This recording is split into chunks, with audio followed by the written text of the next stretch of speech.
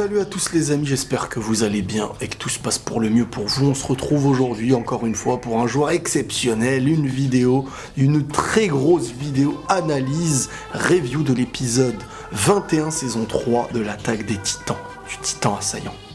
Shingeki no Kyojin. Rien n'est laissé au hasard, ne serait-ce que le titre de cet épisode.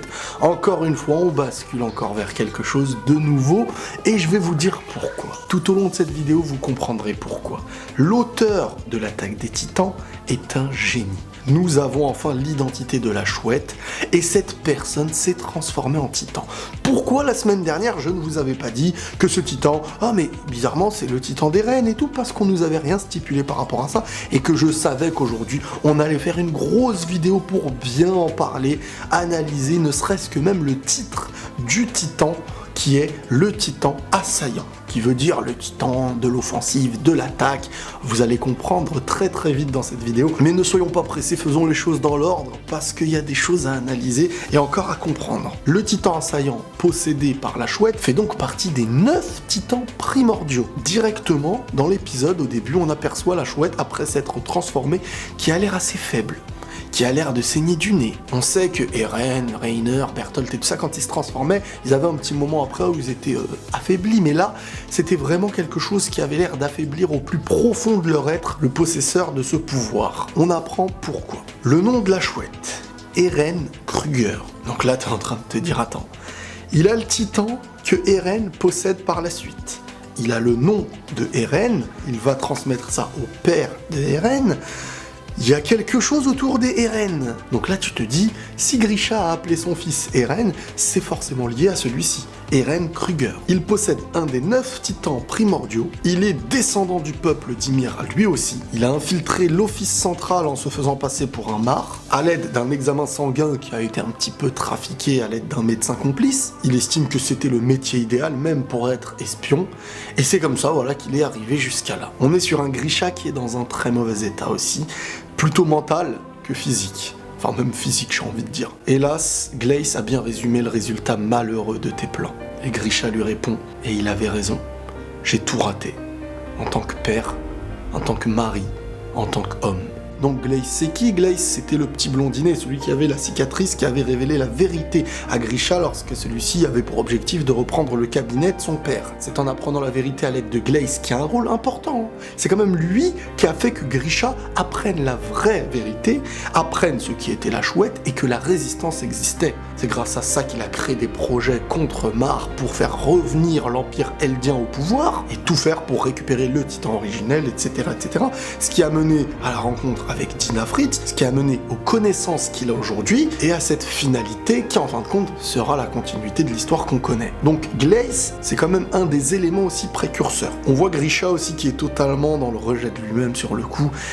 Il vit le regret, il vit de ses péchés, de ses fautes plutôt. Il est perdu. Sur le coup, il estime « Pourquoi il ne reste que moi ?» Les autres ont été sincères dans leur démarche, ont fait les choses. Dina Fritz a du sang royal.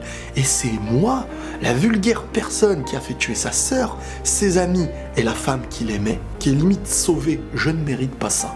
Dina était une descendante de la lignée royale. Elle était spéciale. Elle aurait libéré la puissance des titans.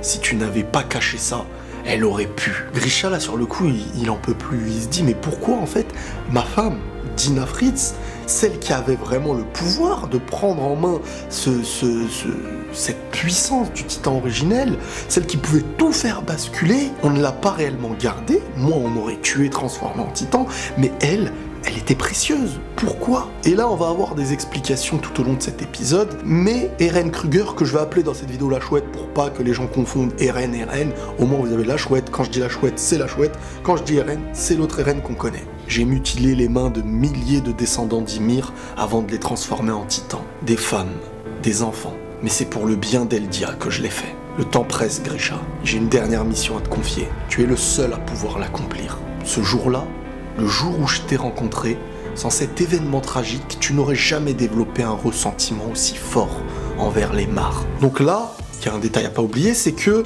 la chouette était présent, si vous vous rappelez bien, le jour où Grisha enfant avait fait sortir sa sœur Faye, sortir du camp pour aller voir le dirigeable. C'était lui qui avait puni Grisha, et sur le coup, sans ce moment-là, il lui explique que sans ce jour dramatique à tes yeux, tu n'aurais en fait jamais pu ressentir cette haine envers le peuple Mar, et ressentir cette vérité.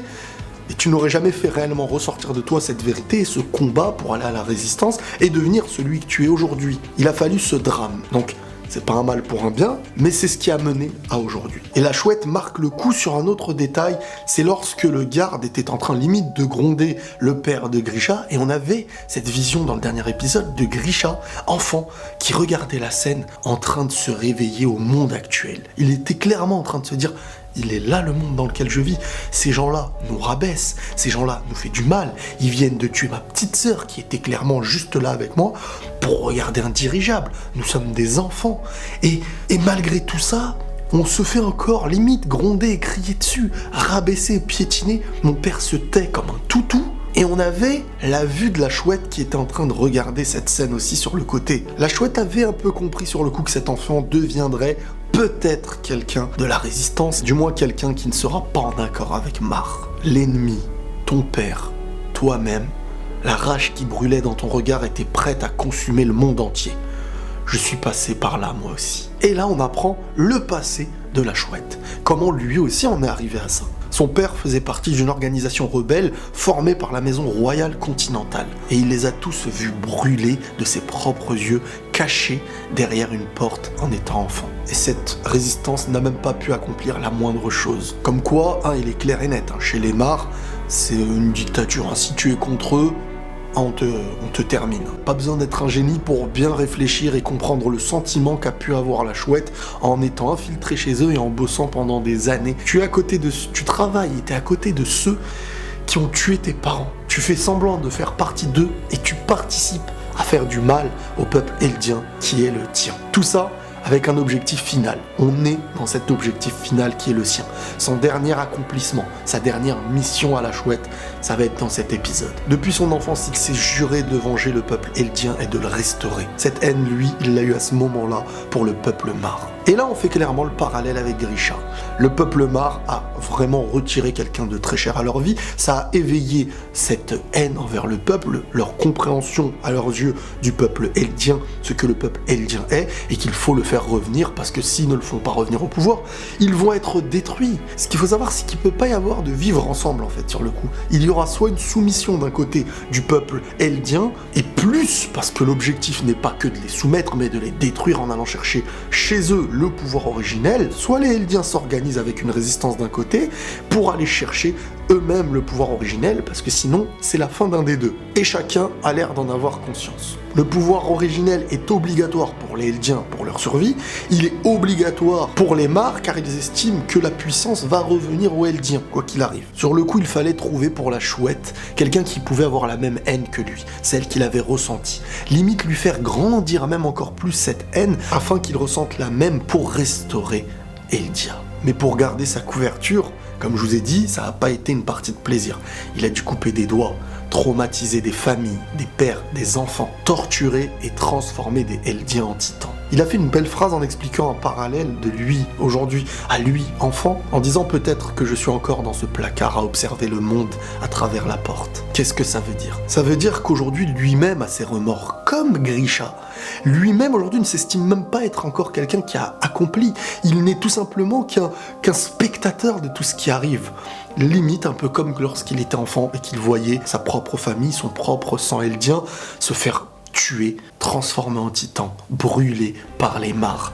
Sauf qu'aujourd'hui, il en a fait partie. La mission de Grisha. La chouette lui dit « Ta mission, devoir s'infiltrer dans les murs et récupérer le titan originel une fois que je t'aurai passé mon titan. » Et là, tout le monde se dit « D'accord, mais pourquoi c'est pas la chouette, en fait, qui a directement fait cette mission ? Pourquoi devoir la passer à quelqu'un alors que tu as ce pouvoir et la connaissance ?» Et là, on apprend quelque chose qui ne va pas faire vraiment sourire. Les détenteurs du pouvoir d'un des 9 titans meurent au bout de 13 ans. Ça veut dire, dès lors que tu t'accapares du pouvoir, tu as 13 ans de survie maximum, parce que tu peux mourir avant. Pourquoi 13 ans? On explique que la chouette nomme cette chose la malédiction d'Ymir. C'est tout simplement le laps de temps qu'il y a eu entre le moment où l'ancêtre Ymir a obtenu le pouvoir de Titan jusqu'à sa mort. Il y a eu 13 ans d'écart, donc toute personne qui aura le pouvoir d'un titan primordial, c'est comme s'il prenait un petit peu une part de Ymir en lui et devait revivre l'accomplissement de ce pouvoir, de ce pacte, ou appelez ça comme vous voulez, du début du pouvoir à la mort de Ymir. Si Ymir était mort après 40 ans, peut-être que ça aurait été, dès que tu t'accapares du pouvoir d'un titan primordial, tu meurs 40 ans après. Mais là c'est 13 ans. Et là on revient à la prison, là où se trouvent Eren, Mikasa et Armin. Et c'est Eren qui est en train de raconter à l'aide des souvenirs qu'il a ce qui se passe entre son père et la chouette dans le passé. C'est un souvenir. Armin estime donc qu'il lui reste 13 ans à vivre. Sauf que Eren a déjà ce pouvoir depuis un certain moment, depuis son enfance. Donc Eren estime qu'il lui reste 8 ans à peu près à vivre. Là, tu te dis, ah ouais. Mais Mikasa, elle a du mal à comprendre, et surtout elle a du mal à l'accepter. Donc elle estime qu'il y a une erreur quelque part, que c'est pas possible. Mikasa, n'oublions pas son attache envers Eren. Elle estime vouloir le protéger depuis toute petite. Mais quelque chose d'aussi lié au destin, tu peux pas l'empêcher. Donc là, elle est en train de se dire, purée, sa protection maintenant ne dépend même plus de moi. Moi, je peux l'empêcher de mourir avant ses 8 ans. Mais après, c'est fini. Donc il resterait 8 ans à vivre pour Eren et environ 13 ans pour Armin s'il ne meurt pas avant. Aïe. Mais la question a été posée aussi, si une personne possédant le titan primordial meurt avant ses 13 ans ou avant de passer le pouvoir à quelqu'un, donc il meurt avec le pouvoir en lui, est-ce que ce pouvoir se perd? Non. Parce que les Eldiens, en fait, on l'apprend dans cet épisode aussi, ils sont liés. C'est un petit peu une famille. J'ai envie de dire qu'ils font même partie peut-être du même corps. Si tu meurs en ayant le pouvoir primordial en toi, ce pouvoir va venir automatiquement à un nouveau-né parmi le peuple eldien, qu'il soit entre les murs ou à l'extérieur. Et ça montre encore une chose très très importante dans cette histoire. Ça nous montre que le peuple eldien a quelque chose en commun. Que le peuple eldien, certes, est descendant d'Ymir, leur ancêtre, mais qu'au-delà de ça, il y a une magie entre eux. Il n'y a pas qu'un sang en commun, il y a une magie. Le fait de pouvoir partager des souvenirs, le fait d'avoir ce lien avec les titans primordiaux, et si au fond tout le monde n'avait pas ne serait-ce qu'une gouttelette de sang royal en lui, ça c'est une théorie à 2 balles, mais c'est histoire de dire que tout le monde a cette importance chez les Eldiens. C'est pas un peuple, c'est une famille, c'est le même corps. C'est comme si chacun était une goutte de sang d'un grand corps qui était le peuple eldien. Et on rentre dans beaucoup d'explications là-dessus. En gros, si la personne meurt sans avoir transmis son pouvoir, celui-ci se transmet à la naissance d'un nouveau Eldien. Et là, Eren, il explique comme si les descendants d'Ymir étaient tous connectés entre eux par quelque chose d'invisible. Un ancien hôte dit avoir vu un chemin. Le sang et les os qui forment les titans, et parfois les souvenirs ou pensées, passeraient par ce chemin. Et tous les chemins s'organisent autour d'un même axe, qui n'est d'autre que le titan originel. Tous les descendants du peuple d'Ymir sont liés par cet axe. Donc là, on sait qu'aujourd'hui, l'axe est détenu par Eren. Donc tout ce qui passerait, peut-être que Eren pourrait le savoir. Étant donné que Eren est l'axe des Eldiens aujourd'hui, Eren, à mes yeux, peut avoir des choses qui lui viennent, des souvenirs de n'importe quel Eldien. Il possède un titan primordial, le titan assaillant. Il est l'axe en ayant le titan originel. Ce qui lui manque, c'est d'être de sang royal. Mais au-delà de ça, il est l'axe. Donc, tout ce qui est relié entre les Eldiens passe par l'axe, passe par lui.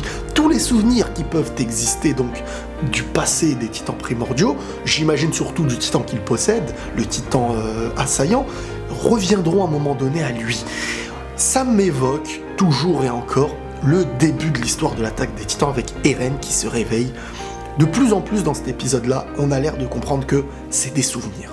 Que les souvenirs d'Eren, et la fin de l'épisode, on va y revenir bien dans ce détail-là, que ce début-là seront des souvenirs, mais que dans l'attaque des titans, les souvenirs transmis entre eux par les Eldiens ne sont pas que, à mes yeux, des souvenirs liés au passé, mais peut-être aussi des souvenirs du futur. On arrive à une grande explication tout à l'heure, je vous saoule pas plus maintenant, je vous saoulerai après. On revient sur Grisha qui demande à la chouette, mais qui est Ymir en réalité? Et là, il parle de l'ancêtre, hein, bien sûr. Et comme je vous l'avais dit, en fait, c'est vrai, on a plein d'explications. Aujourd'hui, on ne peut pas savoir réellement les intentions et la manière d'agir de l'ancêtre Ymir. On a juste les versions de chacun dans le futur qui veut avoir son intérêt. Pour les autorités Mar, Ymir est un serviteur du démon. Pour les Eldiens, c'est un miracle divin. Pour certains, elle est même rentrée en contact avec la source de toute vie organique. Donc là, voilà les trois visions qui peuvent exister. Pour les Mar, bien entendu, Ymir est celle qui les a détruits, qui leur a fait du mal,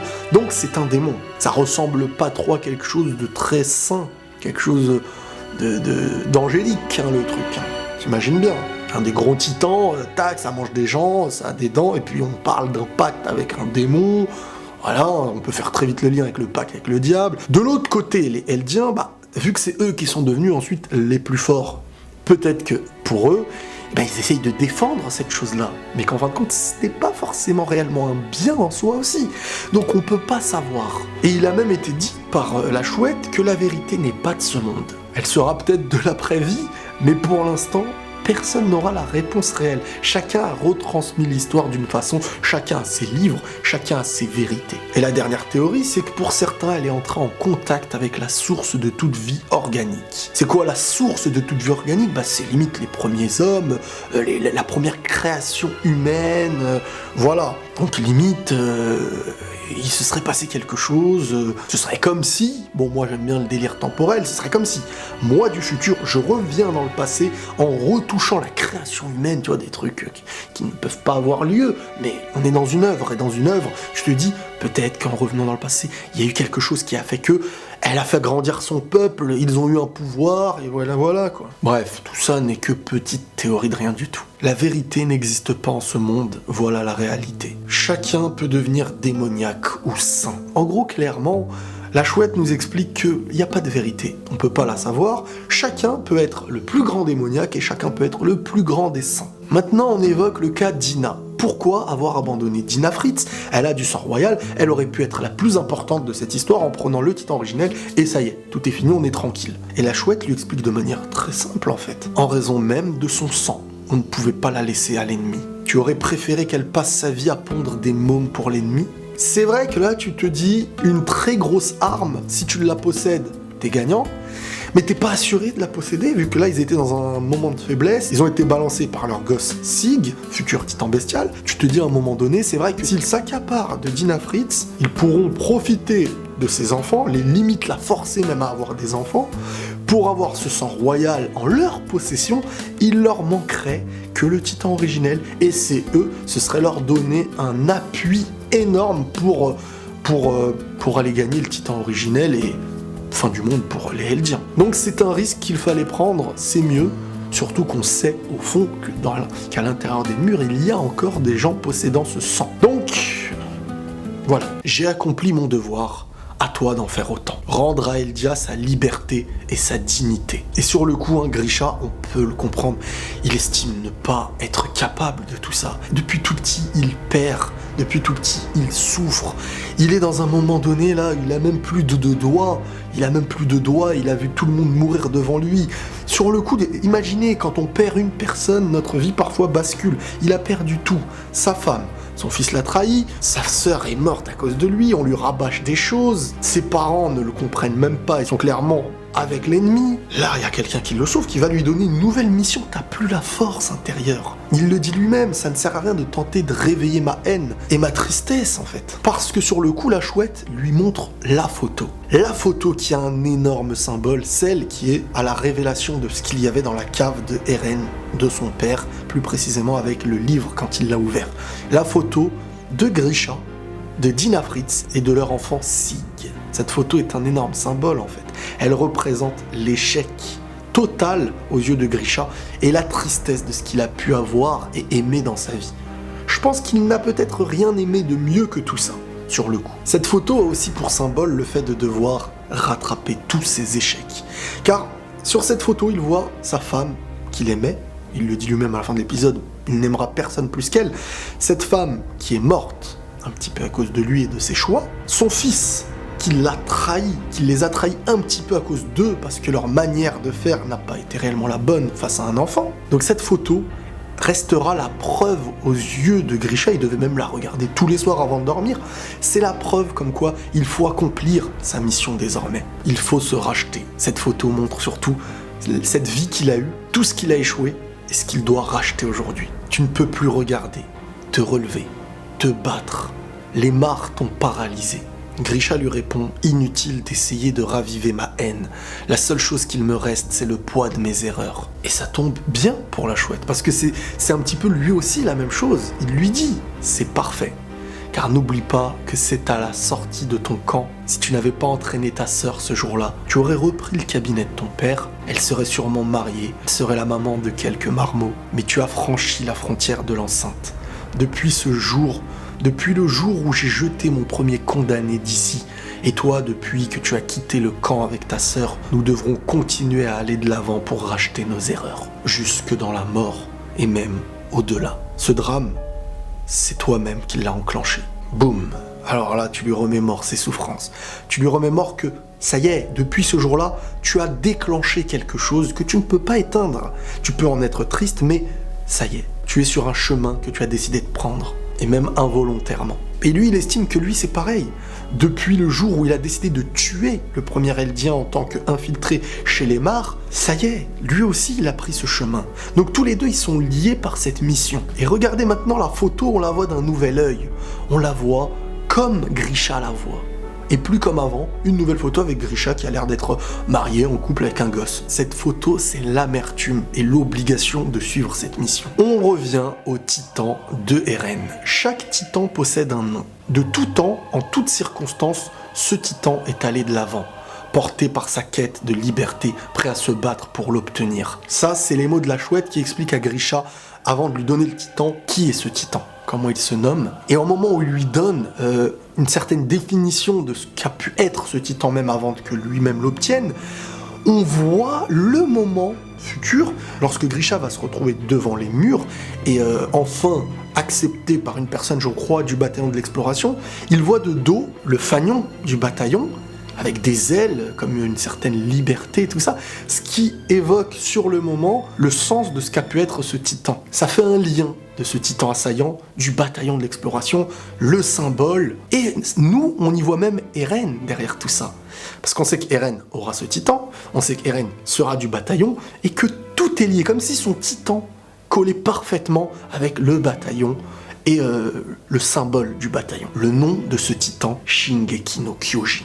La première fois que tu entends ça, tu te dis, ouais, bon, traduction, voilà, ça veut dire ça, ça... Non, ils y reviennent dans l'épisode Shingeki no Kyojin, et même, à l'aide d'un petit humour rapporté, tu vois Hansi qui arrive. Qu'est-ce que t'as dit ? Shingeki no... Donc là, ça y est, on nous montre quelque chose qui est important. L'auteur nous dit, non, regardez ce qu'on a dit, réécoutez ce qu'on a dit. C'est pas... on n'a pas dit un truc anodin, c'est quelque chose de très très important, je vous promets, écoutez bien. Alors, j'ai eu certains renseignements que je vais vous raconter grâce à la vidéo que j'ai vue sur la chaîne Iconoclast avec le professeur de japonais Julien Fontanier, qui lui-même a une chaîne cours de japonais, si je me trompe pas. Parce que là, il y a des choses à comprendre, écoutez bien. Pourquoi cette séquence ? Pourquoi le nom du titan assaillant, c'est Shingeki no Kyojin, qui est le nom de l'œuvre, qui est traduit en France par l'attaque des titans, en Amérique, Attack on Titan, et les Japonais eux-mêmes, attention, eux-mêmes, quand ils disent Shingeki no Kyojin, avant cet épisode ou avant avoir appris cette révélation, eux-mêmes estimaient que ça voulait dire à peu près la même chose qu'en Amérique, en France, etc. Sauf que l'auteur nous dit, dans cet épisode, je vais vous apprendre que le titre que vous imaginiez jusqu'à aujourd'hui ne veut pas dire ce que vous pensiez. Ce qu'il faut savoir, c'est que la langue japonaise, c'est une langue basée sur un contexte. Il n'y a pas de pluriel, ni de masculin et féminin si je me trompe pas. Mais au niveau du pluriel, j'en suis sûr. Donc l'attaque des titans peut vouloir dire les titans de l'offensive, les titans qui attaquent, l'attaque des titans, mais aussi au singulier. Le titan qui attaque, le titan offensif, le titan assaillant. C'est à la partie 2 de la 3e saison que le titre de l'attaque des titans devient nouveau. En fin de compte, ce n'est plus l'attaque des titans. L'auteur nous dit, voilà, quand je le déciderai, je vous dirai que le titre de cette œuvre, c'est en fin de compte le titan assaillant. Aujourd'hui, ce ne serait même pas une erreur de dire le titan assaillant pour vouloir dire le titre, l'attaque des titans. C'est énorme. c'est du pur génie. Mais ce n'est pas que du pur génie pour dire le titre, vous l'avez pas compris. C'est aussi en fonction du moment où vous pouvez comprendre cette chose. Cette œuvre, moi, je n'ai jamais vu ça. Vous pouvez me dire ce que vous voulez. De tout ce que j'ai vu en animé, j'ai jamais vu ça. L'auteur, il fait ce qu'il veut de toi. Tu peux regarder 10 fois le début, que quand une saison arrivera, tu vas le regarder une 11e fois avec une nouvelle compréhension. Vu qu'on est dans un tournant, qu'on apprend de nouvelles choses, qu'un monde grandit, que le sens des titans n'est plus le même. Plus besoin de dire l'attaque des titans. Les titans ne sont plus réellement la menace. En dehors des murs, on sait ce qui s'était passé maintenant. Donc l'histoire, l'attaque des titans, n'a plus lieu de s'appeler l'attaque des titans. Et l'auteur, il te dit, bah ok, tranquille, ce titre-là que tu croyais et que je t'ai montré étant ce que je voulais que tu crois, c'était ça. Mais maintenant, non, allez, on change avec le même titre. On passe à autre chose, c'est le titan assaillant. Ouais, ça y est, maintenant on est plus dans le délire des titans primordiaux, dans la compréhension d'un titan, des souvenirs de ce qu'il possédait. Nouvelle œuvre qui commence. Tranquille, comme ça. Si ça c'est pas un coup de génie, dites-moi ce que c'est. En ayant cette révélation, tu peux revoir l'attaque des titans déjà d'une autre manière. Donc cette scène n'est pas un hasard, et on a essayé d'y appuyer dessus en utilisant l'humour, les trucs sérieux et tout, pour que tu essayes de réfléchir et comprendre ça. Le titan assaillant d'Eren se nomme Shingeki no Kyojin. Mais sur le coup, Eren ne veut pas parler de ses souvenirs à ses supérieurs, et là on a utilisé un petit peu de l'humour avec Levi qui dit « Oh c'est bon, il a 15 ans, voilà, c'est un garçon qui grandit, c'est la puberté, laisse-le. » Et il y a une personne même sur Snap qui est venue me dire « Mais pourquoi il a dit ça? C'est bizarre, comment ça se fait ?» Voilà. En fait, sur le coup, là, ce qu'il faut savoir, moi je le vois comme ça, c'est qu'on veut vraiment mettre l'attention sur Shingeki no Kyojin. Et donc, on reste sur cette truc. Parce que s'il a juste été dit Shingeki no Kyojin et qu'on passe à autre chose, il y a plus de chances que les gens ne portent pas attention à un détail pareil. Donc, on y reste. Et qu'est-ce que t'as dit? C'est de l'humour, mais comment ça se fait qu'il parle tout seul? Et voilà, et en même temps, on voit que Eren fait confiance à Mikasa et Armin, mais que mine de rien, ses supérieurs, il ne leur dit pas tout. Et que même Armin et Mikasa, il ne leur dit pas tout. On a Historia dans l'épisode qui lit enfin la lettre que Ymir lui a laissée. Et c'est un petit peu triste. Ma chère Historia, Reiner se tient en ce moment même à côté de moi. Je t'écris ce petit mot doux sous son regard indiscret. Ce sale voyeur n'a rien pour plaire. Mais il m'a promis de te faire parvenir cette lettre par gratitude pour leur avoir sauvé la mise. D'ailleurs, je m'excuse d'avoir choisi de t'abandonner pour voler à leur secours. Je me dirige vers une mort certaine, mais je ne regrette rien. Enfin, pas tout à fait. Je ne regrette qu'une chose, de ne pas avoir pu t'épouser. Signé Ymir. Donc Ymir, elle était un petit peu cachotière, hein. Elle était amoureuse de trucs... Ça, j'y peux rien. Plus sérieusement, là, on est clairement sur une lettre d'adieu, d'excuses et du fait de dire, voilà, je vais mourir, je ne regrette rien, si ce n'est que, voilà, je t'aime, etc. Ça, c'est leur vie. On voit aussi quand même que Reiner reste quelqu'un de parole. Il voulait accomplir ce... Reiner, quand il te dit, je te promets ceci, mine de rien, ça reste un... Voilà, c'est un guerrier, Au-delà de ça, ça paraissait normal sur le coup, sauf que tu te dis, je vais vers une mort certaine, pourquoi ? Peut-être que tu te dis, ouais, ça fait peut-être longtemps qu'elle a le titan, elle aussi. 13 ans, ça concorde en plus avec le fait de la fin de sa vie en soi. Et là, tu vois Historia qui va pour toucher la feuille d'un bon sentiment, et elle a des flashs. Des flashs qui sont les souvenirs de Ymir. Et là, on voit la vie de Ymir basculer de tout ce qu'on a appris de ses débuts quand elle était petite. Quand elle a été prise, changer de nom pour prendre la fausse identité d'Ymir, être adorée par des gens, être chopée maintenant par le peuple marre de ce qu'on connaît, être piquée, transformée en titan, manger le compagnon de Bertolt, Annie et Reiner, prendre le pouvoir et redevenir humaine. On la voit aussi, et là c'est image inédite, c'est comme Eren. Rappelez-vous, partie 1 saison 3, quand il est attaché des bras pour donner en fin de compte le pouvoir du titan à quelqu'un qui devrait le posséder. C'est ce qui s'est passé avec Eren, parce que Eren allait donner son pouvoir qu'il possède à quelqu'un qui était censé le posséder. Quelqu'un de sang royal. Donc là, on parle pas du pouvoir originel, on parle du titan que possédait Ymir. Donc sur le coup, Ymir est donc morte, je pense, en ayant rendu peut-être sa dette. Parce qu'elle avait quand même une dette envers Reiner et Bertolt, ayant mangé inconsciemment leur ami. Pour ceux qui ne se rappellent pas, c'était grâce à ça, elle a pu redevenir humaine en ayant un pouvoir de titan que je pense primordial. Le gars, par contre, qui est devant elle, qui je pense va avoir ce pouvoir, je sais pas c'est qui. De dos, on peut pas voir, et je pense pas qu'on le connaît, vu que le lieu, le sanctuaire là, des Races, il est détruit. Donc, ça a l'air d'être ailleurs. Si c'est ailleurs, c'est peut-être du côté des mares. Je vois mal Ymir être revenu d'entre les murs. Pendant que Historia a eu ce flash, parce que ce flash-là aussi, il va s'expliquer à un moment donné, hein, il faut le comprendre. Il y a eu la phrase qui dit « Tous les chemins s'organisent autour d'un même axe, qui n'est d'autre que le titan originel ». Tu te dis comment ça se fait quand même qu'elle a eu ce truc-là? Eh ben moi, encore une fois, je l'explique à ma façon, pour moi, on l'a de plus en plus maintenant. Les Eldiens, étant déjà à la base un peuple maintenant qui a oublié, hein, les rois et tout, ils avaient utilisé leur pouvoir pour faire oublier la mémoire, sont un peuple qui est lié déjà. Et il y a quelque chose entre eux maintenant, il y a un chemin, et tout passe par l'Axe. Bref, l'Axe, c'est Eren actuellement. Historia n'est pas l'Axe, mais elle a le sang royal. Moi, on pense maintenant qu'Ymir est morte, et que Historia, sur le coup, d'une certaine façon, par son sang royal, parce que le sang royal a comme un pouvoir en soi, mais sur le coup, elle a les souvenirs de Ymir. Les souvenirs entre Eldiens peuvent se transmettre. Jusqu'à maintenant, les souvenirs qu'on a pu avoir sont ceux qui ont obtenu le pouvoir d'un titan primordial. Historia n'a pas de pouvoir de titan. Mais Eren a eu des souvenirs quand il était enfant, premier épisode de l'Attaque des Titans, saison 1, il a eu des souvenirs en étant par terre, allongé en train de dormir. Et après, il a pleuré même, sans savoir pourquoi.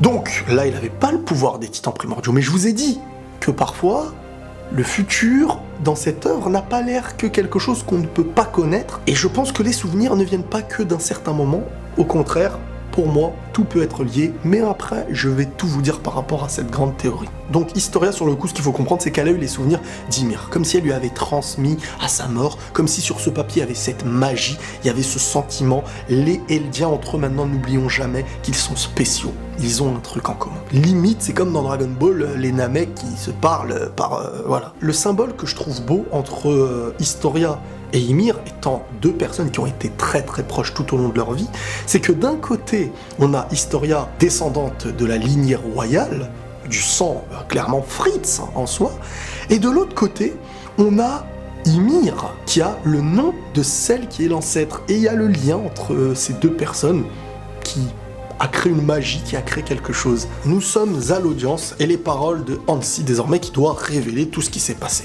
Le bataillon d'exploration a subi des pertes dramatiques, dont la disparition de Erwin Smith.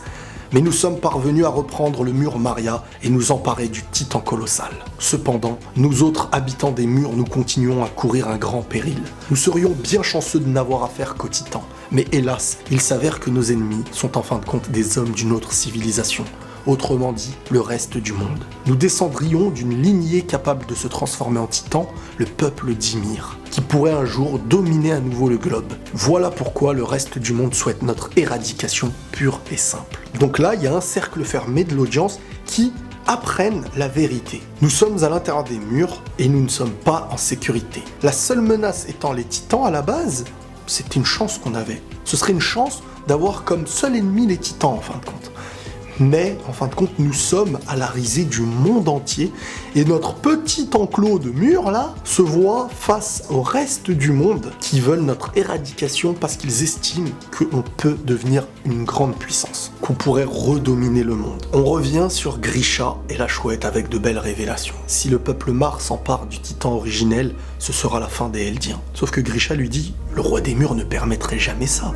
Et la chouette lui dit, il ne s'y opposera pas. Si Eldia tente à nouveau de répéter ses crimes, elle précipitera sa propre fin. J'ai conclu avec l'originel un pacte de non-agression. Voilà ce qu'a déclaré le roi des murs avant de fermer les portes de son refuge. Grisha lui dit, n'a-t-il pas aussi dit que les titans du mur raseraient le monde? La chouette lui répond, simple mesure de dissuasion pour s'assurer un semblant de paix en cas de menace. Là, c'est ce qu'on avait un petit peu évoqué la dernière fois avec la résistance d'Ina Fritz, Grisha, etc. Ils veulent reprendre le pouvoir au roi qui est à l'intérieur d'entre les murs parce qu'ils estiment en fait clairement, et là on a une confirmation, que le roi a abandonné les siens. Et que même le nom l'île du paradis serait pour eux de vivre leur petit paradis, caché de tous, tant qu'eux ils sont en paix, on s'en fiche du reste du monde, sauf que oui, le reste du monde, il y a les mares, etc. Mais il y a aussi ton peuple eldien. Et quel roi abandonnerait les siens? Le roi des murs a privé son peuple de sa mémoire, et lui a fait croire que l'humanité avait disparu. Entouré de ses sujets, il s'est bâti son petit paradis. Un roi qui déserte son peuple ne mérite pas de régner. Il faut le trouver et lui arracher le titan originel. Telle est notre mission. Donc là, on n'est pas uniquement dans un combat envers les Mar, on est aussi dans un petit duel qui est quand même moins gros, mais quitte à faire du mal au roi, pour lui prendre le titan originel, on va lui prendre. Le peuple eldien passe au-delà du simple roi qui a voulu se créer son petit paradis en ayant fait oublier la mémoire, donc oublier les conflits à tout son peuple pour rester enfermé dans son enclos, lui et les siens. Voilà le monde dans lequel il a voulu se mettre. Sauf que un peuple eldien qui a perdu sa mémoire, possédant le pouvoir originel grâce à ceux qui de la lignée royale se transmettent entre eux le pouvoir, il suffirait que la mission des Mar et des guerriers Mar vienne à prendre ce pouvoir pour que le peuple eldien ne sache même pas pourquoi il se ferait exterminer. Donc seuls ceux qui ont encore leur mémoire et leur conscience en étant dans le continent Mar, les eldiens conscients on va les appeler, peuvent sauver la donne de tout le peuple eldien. Et cette mission, elle est donnée par la chouette Eren Kruger à Grisha. On revient à l'audience avec Hansi qui estime que Monsieur Jaeger, donc le père de Eren, a accompli sa mission et a confié le titan originel à son fils Eren. Mais pour que son plein potentiel soit exploité, l'originel doit être possédé par un descendant royal pour l'utiliser à son plein pouvoir. Cependant, lorsqu'un tel cas se présente, l'héritier conditionné par l'héritage spirituel du premier roi préfère se donner la mort. Tel est sûrement le pacte de non-agression. Alors, Hansi explique sur le coup que le père de Eren a donc fait sa mission, a donné le titan originel à Eren après l'avoir pris au Race. Pour accomplir le pouvoir, pour le faire fonctionner, il faut être un descendant de la lignée royale. Mais bizarrement, lorsqu'un tel cas arrive, lorsqu'une personne descendante de la lignée royale possède le titan, l'héritier, qui d'un coup est conditionné par les souvenirs affreux, par l'héritage spirituel, ce lourd poids, peut-être les souvenirs qui vont avec du premier roi, préfère en fait se donner la mort. Et elle estime que c'est ça le pacte de non-agression. C'est ce qui fait en fait que tu ne peux presque pas utiliser en étant de sang royal ce pouvoir contre, pour tuer, pour faire la guerre et tout. Et qu'en fin de compte, c'est peut-être mieux aujourd'hui qu'Eren le possède, vu qu'il a en plus de ça déjà utilisé le pouvoir, on ne sait pas réellement comment, selon eux. Bref, comme elle le dit, toutefois Eren est parvenu une fois à commander au titan pour se sortir d'une impasse. Lui qui ne descend pas de la lignée royale peut peut-être malgré tout user du pouvoir de l'originel. Et là Eren, il se rappelle un peu la scène. Il se rappelle que c'est lorsqu'il avait touché en mettant un coup de poing au titan d'Ina Fritz, qui venait de tuer Hannes sur le coup, c'est lorsqu'il y a eu le contact. En plus c'est beau parce que le contact, si on se trompe pas, c'est comme le truc là, la force, la douceur, je sais pas quoi, yin yang et compagnie. Hein, c'est pas un hasard, je pense aussi le signe, que sur le coup, tout s'est enclenché. Donc Eren, en contact avec le titan de sang royal, a utilisé ce pouvoir. Et là Eren, il a compris sur le coup, il se lève, et là il voulait leur dire. Mais il a vite réfléchi, tu vois, dans la vie ça t'arrive des fois, tu veux dire un truc, après tu te calmes, tu te dis ouais mais c'est peut-être une trop grosse révélation sur le moment. Mais là on réfléchit 2 secondes. Si Eren, en ayant un contact avec une personne de sang royal, peut maîtriser le pouvoir, sur le coup il estime lui-même, parce que c'est la seule chose qu'il a vécu, que c'est face à un sang royal transformé en titan. Moi je pense que le transformer en titan n'aurait pas une obligation. Tu pourrais peut-être être en contact directement avec la personne non transformée en titan, mais de sang royal pour utiliser le pouvoir originel qu'il possède. En face de lui, il y a qui ? Historia, descendante de la lignée royale, possédant en elle le sang qui lui permettrait donc de maîtriser le titan originel. Sur le coup, il s'est dit, oula, il le dit lui-même dans sa tête, j'en ai parlé à personne, même pas à eux deux. Comment expliquer que le titan qui a tué ma mère et Hannes était la première femme de mon père ?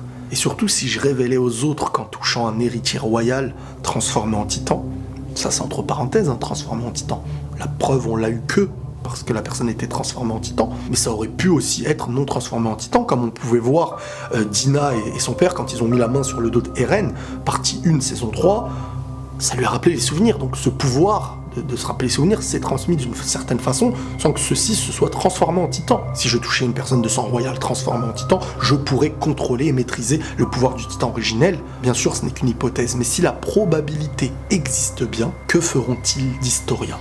C'est vrai, que feront-ils d'Historia sur le coup ? Est-ce qu'ils vont la transformer en titan pour que ce truc soit utilisé ? Est-ce qu'ils vont la capturer ? Tu sais pas. Tu connais pas ce pouvoir, c'est comme avoir le plus gros pouvoir qui existe sur Terre, capable de vaincre n'importe quelle armée, n'importe quelle personne, faire de toi le plus puissant. Imaginez, même entre Eldiens, tu n'es pas à l'abri de quelqu'un qui pourrait utiliser Historia en disant non, il n'y a pas le choix, faut faire ceci, cela.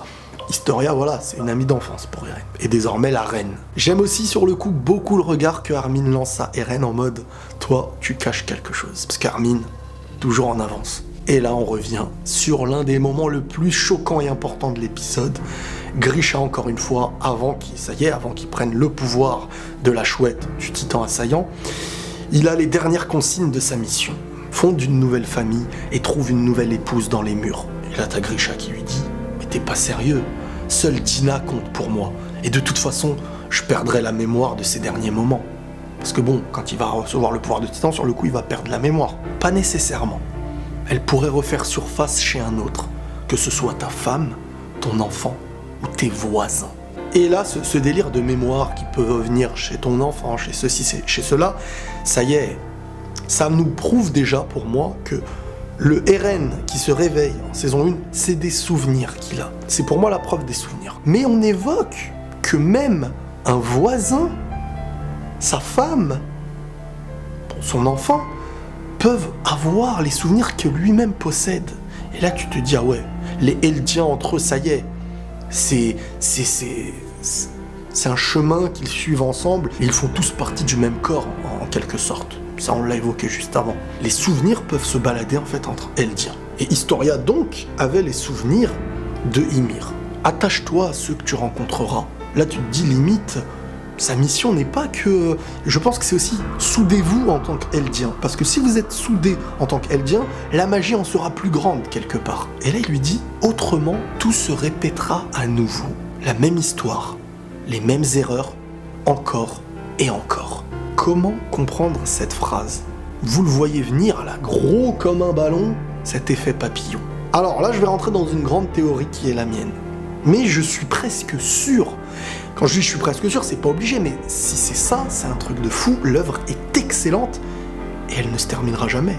Quand je dis elle ne se terminera jamais, c'est que la fin peut être le début peut être la fin. Je vous explique. Cette histoire n'a ni début ni fin. Elle est tout simplement ce que vient de dire la chouette. C'est la même histoire, les mêmes erreurs encore et encore. Tout se répète, tout se répète. Et écoutez bien, parce que là, on en rajoute une couche, histoire de te mettre en PLS à la fin de l'épisode. Hein. Si tu veux sauver Mikasa, Armin et les autres, accomplis ta mission. Ouh là là là là là là, c'est l'une des plus grosses révélations choquantes. Enfin, c'est même pas une révélation, c'est l'une des phrases les plus choquantes. On est dans le passé de Mikasa, Eren et tout, qui ne sont pas nés. Et il y a un mec qui lui dit, si tu veux sauver Mikasa, Armin et les autres, fais ta mission, mon frère. Et Grisha, il lui dit, Mikasa, Armin, de qui parles-tu? Et là, le moment est très important. Regardez la chouette, qui sur le coup lui-même ne comprend pas. Il dit des choses, et là il a un temps d'arrêt, il regarde le ciel, et il se dit aucune idée. À qui peuvent bien appartenir ces souvenirs? Bon, alors là l'analyse elle est puissante, parce qu'on va se baser sur une grosse théorie. Déjà, Mikasa, Armin et les autres. On te dit pas Eren, Mikasa, Armin. Quand on te dit « et les autres », on veut nous faire un petit peu aller dans un piège qui est « Eren fait partie des autres ». J'irai plus loin. Vous savez, pour moi, là, ce qui a été dit sont les souvenirs d'un Eren qui est conscient de ce qui s'est passé, conscient de ce qui va pouvoir se passer. Le souvenir de Eren, qui n'est même pas encore né, mais qui va être quelque chose qu'il dira à l'avenir, étant donné que cette œuvre risque d'être un effet papillon. Tout ce que je vous lis, je ne l'ai jamais lu, je ne pense pas que les gens qui lisent là, les derniers scans, qu'il y ait une réponse là-dessus. Mais là, comme je vous dis, les souvenirs sont pas le terme souvenir que nous on peut avoir uniquement lié au passé. Parce que le passé de l'attaque des Titans, ça peut être le futur, je m'explique. Vu que les choses s'accomplissent et se réaccomplissent, vu que Eren, enfant, qui n'avait rien accompli, se réveille avec des choses qu'on a déjà eues. Les flashs qu'il y a au premier épisode Eren qui se réveille, on voit sa mère se faire manger, on voit des trucs, un roi, du sang, des fleurs et tout, des fleurs qu'on revoit, Tout au long de cette histoire, il y a des scènes qui se remettent et qui ont déjà eu lieu. Les mêmes plantes montrées à des mêmes endroits. C'est pas un hasard tout ça. C'est vraiment pourquoi. C'est des choses qui ont déjà été vécues par les mêmes personnes, mais c'est un cercle infini. Et pour stopper ce cercle infini, il faut réussir la mission. C'est peut-être une malédiction, hein, quelque part. Il y a dû avoir une malédiction. Est-ce que Ymir, quand elle a fait son pacte, si elle a réellement fait un pacte, il y a eu cette malédiction? Oui, mais si tu... Non, peut-être que ça restera un cercle infini, si les Eldiens ne restent pas au pouvoir, si peu importe les raisons. Le début de la tactique des Titans est la preuve elle-même à mes yeux, avec ce qu'on a entendu aujourd'hui, qu'il y a quelque chose d'infini qui se termine.